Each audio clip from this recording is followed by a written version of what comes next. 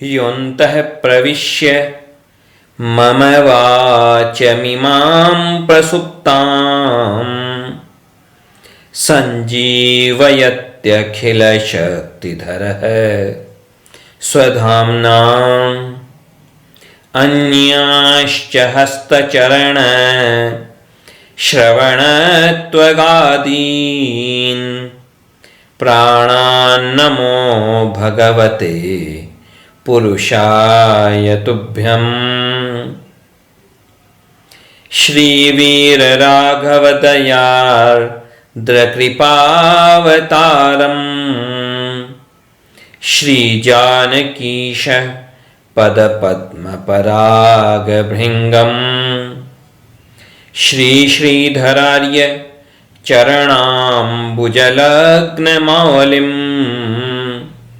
श्रीदेशिकार्य घनश्यामगुरुं नमामः। संसार में अधिकतर यह होता है कि जितना ज्यादा सामर्थ्य होता है उतना ही ज्यादा अहंकार आता है।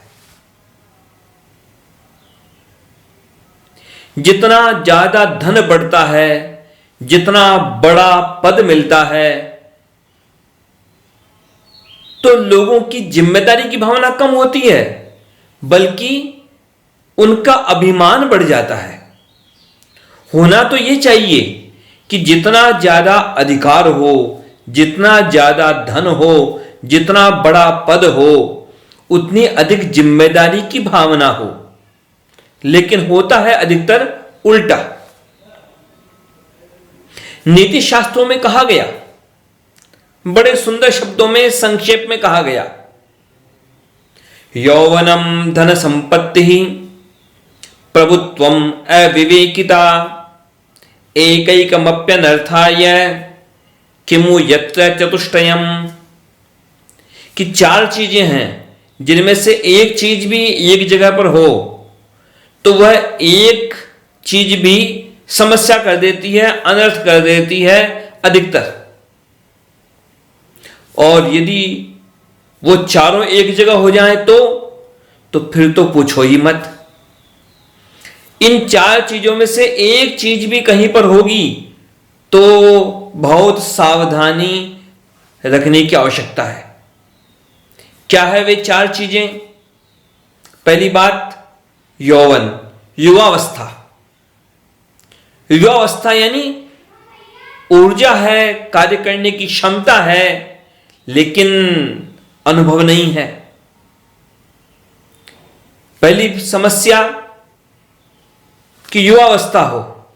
दूसरी बात कि बहुत धन संपत्ति हो पास में, बहुत धन संपत्ति प्राप्त हो गई या किसी भी तरीके से प्राप्त की जा रही है, और बहुत बड़ा अधिकार मिल गया हो, बड़ा पद मिल गया, बड़ा सामर्थ्य मिल गया। और चौथी बात, अविवेकिता, यानी विवेक शून्य हो कोई, यानी जिसमें यह बुद्धि का निश्चय नहीं हो, जिसमें कि जिसकी बुद्धि निर्णय न कर सके सही और गलत का, न्याय और अन्याय का। तो इन चारों में से एक भी चीज कहीं पर हो तो बहुत सावधान होने की आवश्यकता होती है। और चारों जुड़ जाएं एक साथ फिर तो भगवान ही बचाएं। अब विडंबना क्या है? विडंबना यह है कि विवेक तो है नहीं, सही गलत का विवेक नहीं, और अभिमान बढ़ता जाता है लोगों का अनुकूल परिस्थितियां प्राप्त होते ही। बहुत कम लोग होते हैं जो कि इस बारे में सावधान होते हैं। एक सच्ची घटना याद आई, नाम तो याद नहीं है, लेकिन शायद अमरावती के थे, नागपुर के पास अमरावती है जो, कि वहां के रहने वाले कोई एक मारवाड़ी माहेश्वरी सज्जन थे, कांग्रेस के नेता थे। और जब देश आजाद हुआ अंग्रेजों के हाथों से, तो उस समय की स्थिति क्या थी? ये जो विदर्भ क्षेत्र था, उस समय यह विदर्भ का क्षेत्र नागपुर, अमरावती, अकोला, ये जो क्षेत्र है यह विदर्भ क्षेत्र है। तो यह विदर्भ का क्षेत्र उस समय महाराष्ट्र के साथ जुड़ा हुआ नहीं था।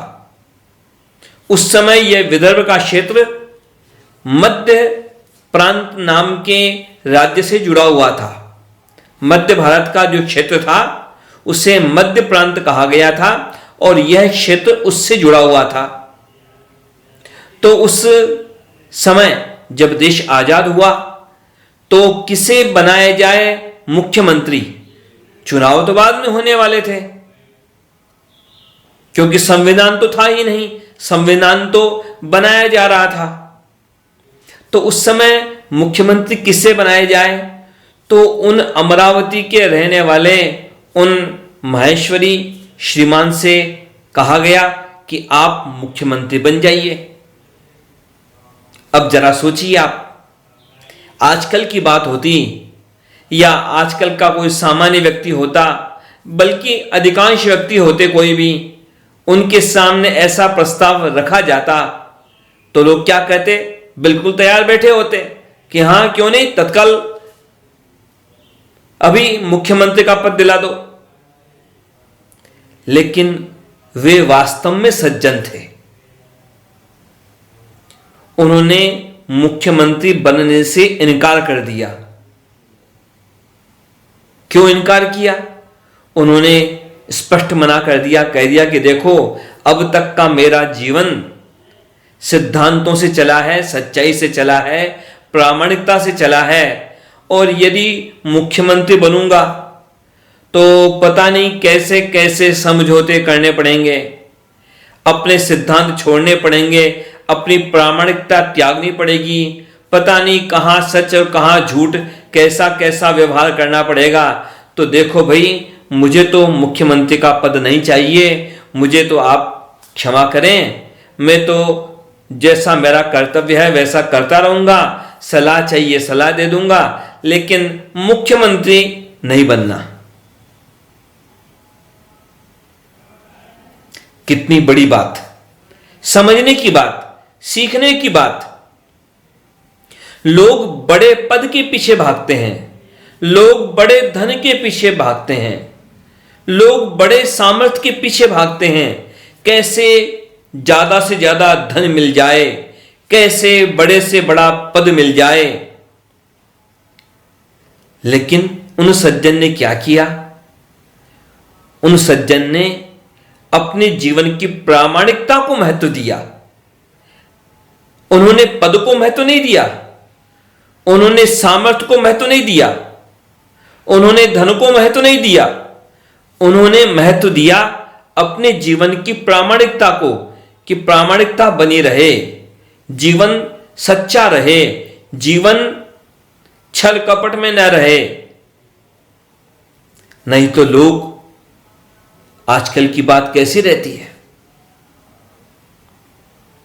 और आजकल की बात क्यों कहें, पहले भी तो कब कितनी कितनी बार क्या क्या परिस्थितियां लोगों के सामने रही हैं।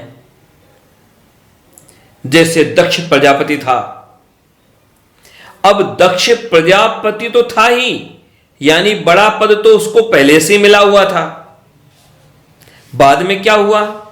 दक्ष प्रजापति को और बड़ा पद मिला था, प्रजापतियों का भी उसे नेता बनाया गया। सारे प्रजापति जितने भी थे उनमें भी उसे सबसे प्रमुख प्रजापति का पद दिया गया था। और तब क्या स्थिति हुई?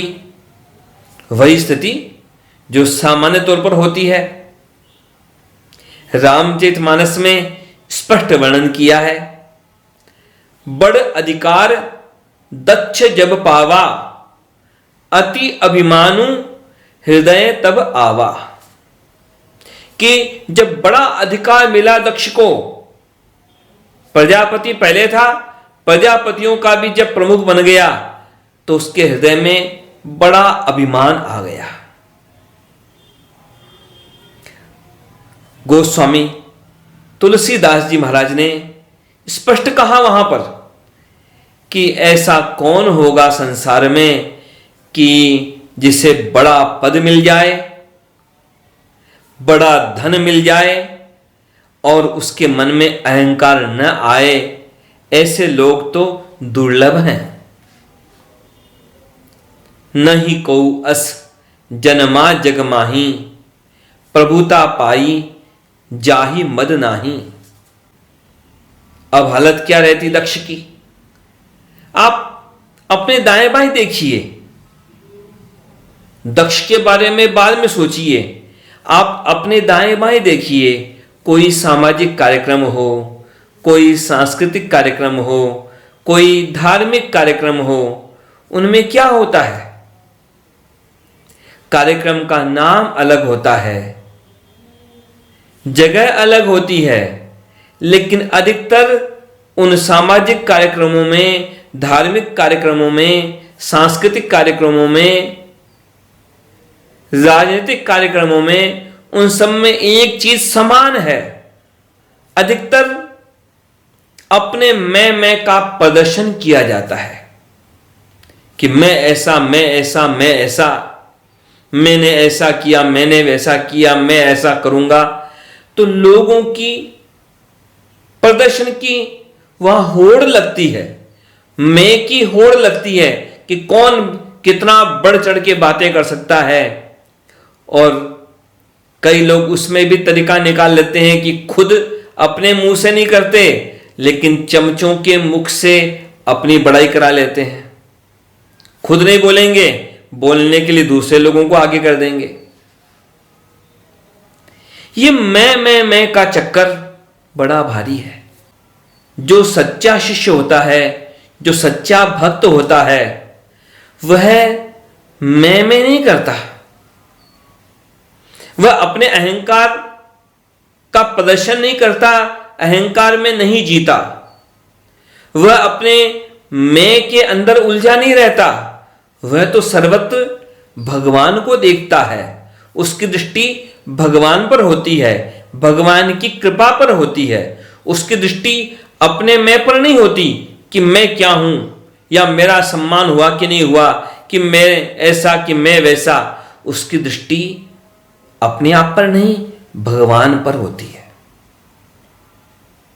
कबीरदास जी ने बड़े सुंदर शब्दों में कहा है, तू तू करता तू भया, मुझ में रही न हूं। तू तू करता तू भया, मुझ में रही न हूं। वारी फेरी बली गई, जित देखूं तित तू।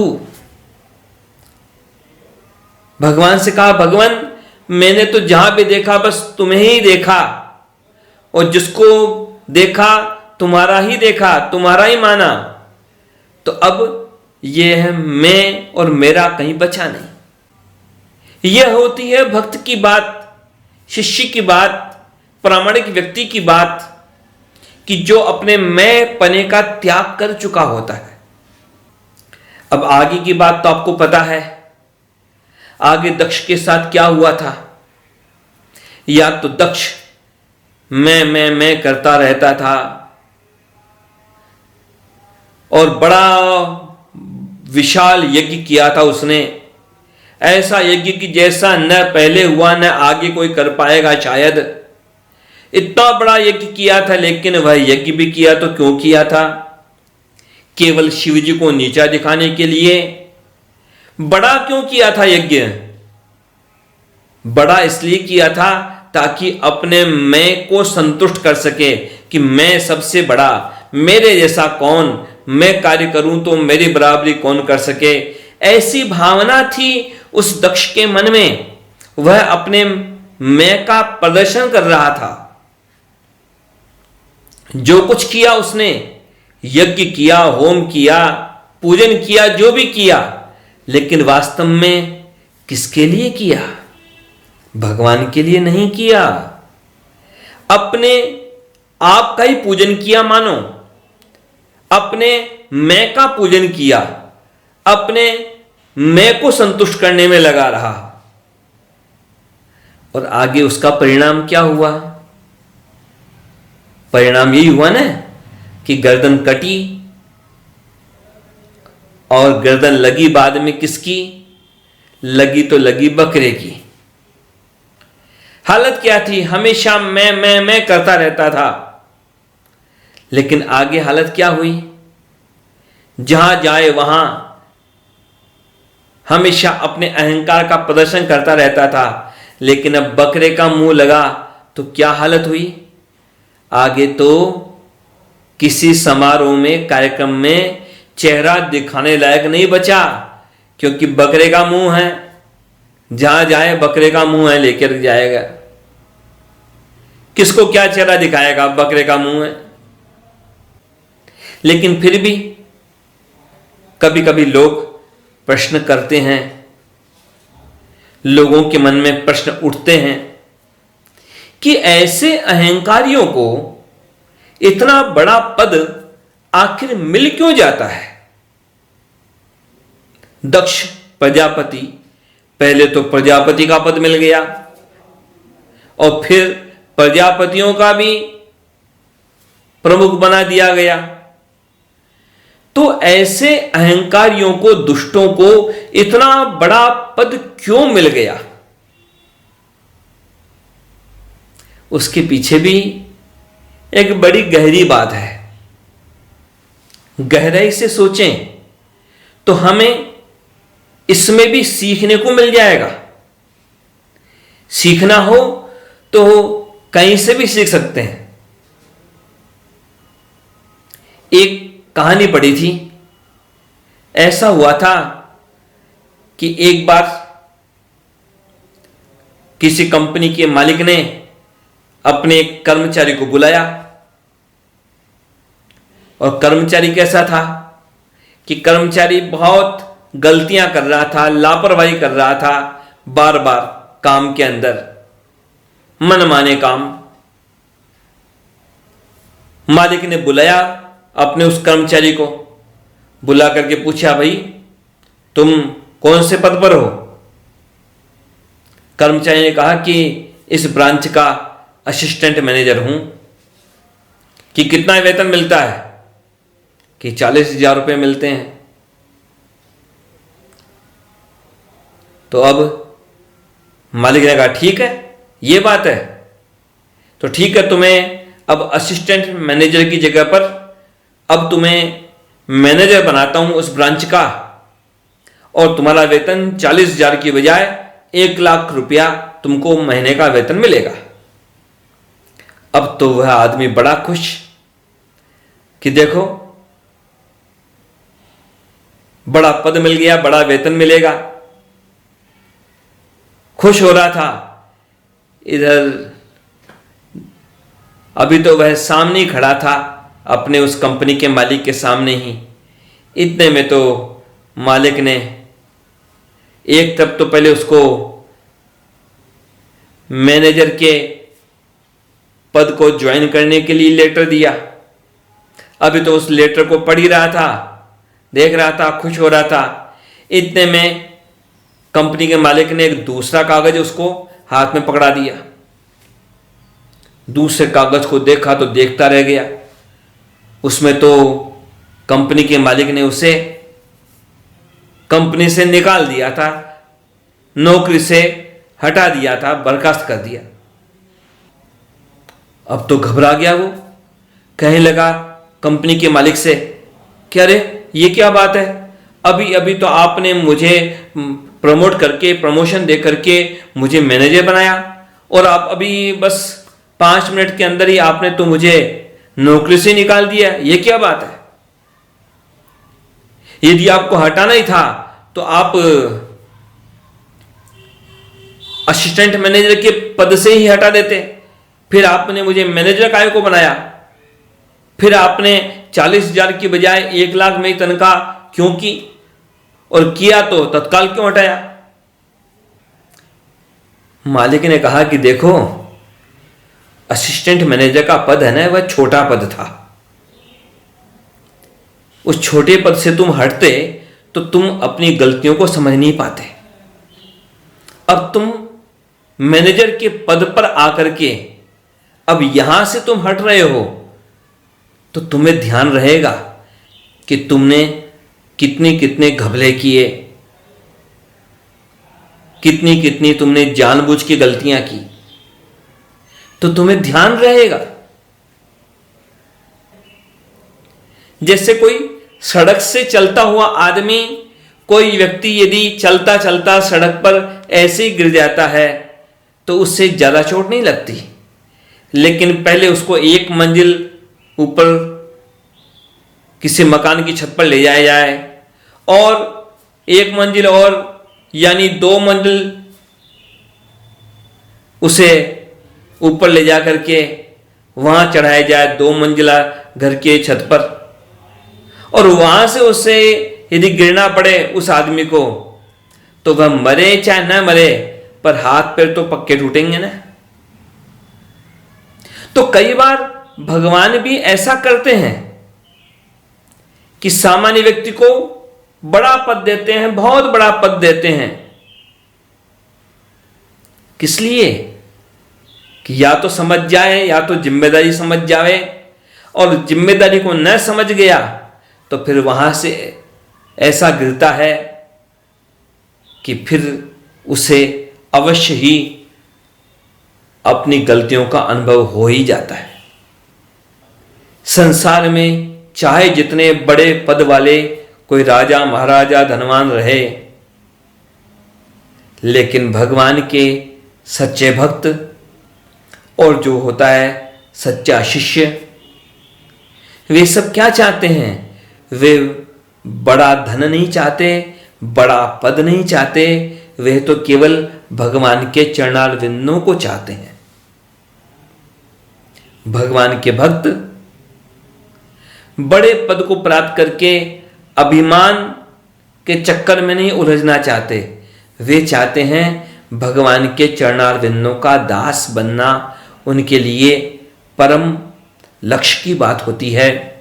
बल्कि भगवान के भक्तों का भी भक्त बनने में, भगवान के दास का भी दास बनने में उनकी रुचि रहती है।